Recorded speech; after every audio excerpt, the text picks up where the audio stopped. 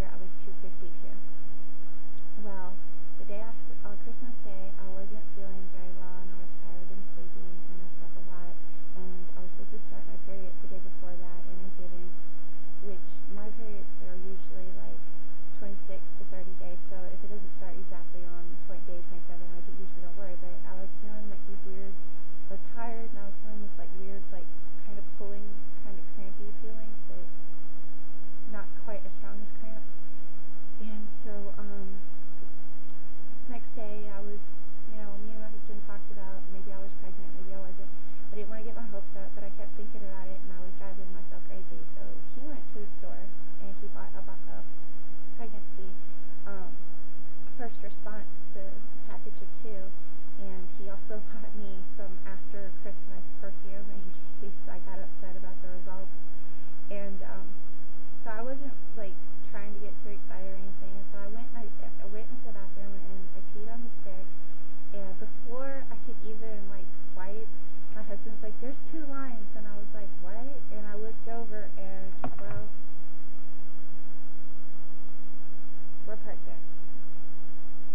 And I've been on Metformin since January, and I found out I was pregnant the day after Christmas, December 26th, and the baby's due date as of now so far is September 1st. I went in and did my first visit with my pre-OB appointment today, which is January 9th. I am 7 weeks 1 day, so I'm really early on in this pregnancy, and I got really upset because when I talked to my doctor, and I have PCOS, and I have depression and anxiety, and I'm on about 4 different medications. Told me just to stop taking everything, just to stop taking it. And I got really upset, and I was like, really? He wants me to just stop taking my antidepressants. So then they called me back, and they're like, no, well, you can taper off of it. So I cut the pills in half, I tapered off of it. So I'm no longer on any antidepressants. And the other pill I was taking was Deflin, and it's a super medical food that helps your antidepressant work better because it helps your brain's receptors accept the feel-good chemicals in your brain that are produced by the antidepressant that you were lacking.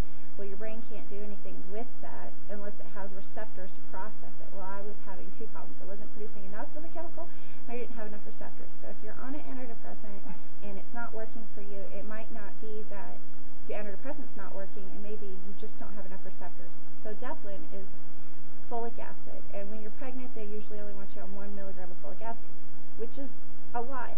Well, I was taking Deflin, which is 7.5 milligrams of folic acid, so it's a lot more than they usually give to pregnant people or just anybody. But it's used for depression, and it really helped. It changed my world. I had more energy. I was more motivated with my diet. The weight started coming off, and so I'm rambling. But I quit taking the Deflin, and I was taking Lexapro. I quit taking that. The doctor had given me Valium for some muscle spasms I had been having at night, and I quit taking that immediately. And I'd already been on a multivitamin, and I went out and got prenatals with the DHA, the fish oil, because you can't have fish when you're pregnant because of the mercury. But I was already taking fish oil, but I went ahead and got the prenatals with the fish oil, which I found out were interchangeable. Another thing is I was on Metformin, 500 milligrams once a day is what I was taking, and I have done my research, and I'm an LVN, and I have read all the studies, and chances, from what I've read, a little bit, okay, I'm having forgetfulness. What was I saying? Oh, with Metformin, women who have PCOS and are taking Metformin and they get pregnant while they're taking the Metformin, if they suddenly stop taking the Metformin, their chances of miscarriage go from approximately, if you look at different studies it's different, but this is an approximate, from 11% to 73% chance of doctor told me to just stop taking the metformin, I was pissed because I knew that was going to up my chances for a miscarriage, and I knew he was just a general practitioner and he didn't know crap about PCOS, and that the advice he gave me was going to kill my kid. So I was really pissed and upset about that, and being pregnant, emotional, or whatever. So I kept taking the medicine, even though he told me to stop. So then I went to my pre-OB appointment, and I talked to the nurse, and she took my progesterone levels, and they're low. So she took me off the metformin, but not before putting me on progesterone. The progesterone is what maintains the pregnancy, and what the theory is that when you have PCOS and you're taking the metformin and you suddenly stop taking it, your progesterone drops and it causes you to miscarry. So I was right, and Mr. Smarty Pants doctor was wrong. So nurses are smart. Doctors are so smart. They don't know who you are. They haven't looked at your file. I'm just saying, you know your body best, I know my body best, and my baby wouldn't be alive right now if I had done what he had told me to do. So do your own research, read your clinical trials, and talk to specialists. Don't just go off and do whatever you want to do. I ended up going to the OB, and I talked to them and told them this is what I'm doing, and I was honest. You don't lie and take medicine you're not supposed to, and not talk to specialists. But when you're talking to somebody who's just a general doctor who deals with colds and sinus infections, they don't know what they're talking about when it comes to PCOS or when it comes to pregnancy. So talk to a specialist. Anyways, another thing, if you have PCOS, go see a specialist before you get pregnant. Because I found out that if you get pregnant and you haven't had a miscarriage prior to getting pregnant, and you have PCOS and you want a specialist, you can't get one. They won't see you until you miscarry.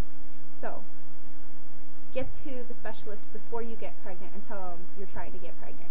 Don't just try to get pregnant on your own, get pregnant, and then go to try to see a specialist like I did, because you can't. So I have a regular OBGYN who was referred to me. My husband's cousin just had a baby girl, and she loved her OBGYN, and I was having so many problems trying to get in to see a doctor, and I called their office, and they had me in within 4 days. So, I mean, call around, but if you talk to people, get referrals, you know, it can happen. They can get you in sooner. You just gotta keep being persistent, like I did. Because a lot of people, when you find out you're pregnant with PCOS and you have a lot of concerns that I do, and they don't see you as a priority because you haven't had a miscarriage before, they won't see you until you're 8 weeks. And well, because I knew that I was high risk because of my condition, because of the PCOS, and because of the multiple miscarriages that my sister and my mother have had, I knew I was high risk, even if they didn't. And so you just got to be persistent and get into the doctor. You show them that you were serious. But yeah, I'm so excited we're pregnant. This is our first baby, first pregnancy ever, and I did it by taking the metformin, exercising 3 days a week, gradually progressing, you know, pushing myself a little bit harder, getting my weight down, and just trying not to get pregnant. Like I quit thinking about trying to get pregnant. I started focusing on being healthy, and poof, now I'm pregnant. So now my focus is to keep the baby weight down. Good luck. Alright, thank you so much.